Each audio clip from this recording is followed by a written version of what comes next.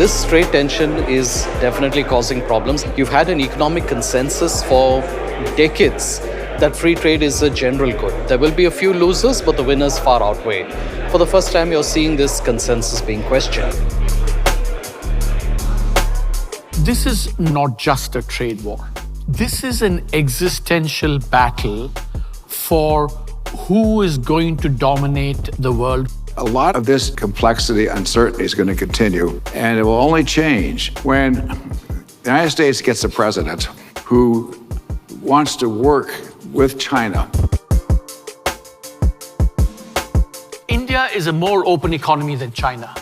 India's trade to GDP, go and check it, it's much bigger than China's. I see an opportunity because the United States wants India to be such a strong ally. 3 sectors could be beneficiaries of the US-China tension. One big one is electronics. The second space is in textiles and garmenting. And the third is the R&D centers. We've seen Google, Amazon, many of them actually employing 30 and 40,000 people each. India can be a big winner from the global trade war. Do we agree or disagree?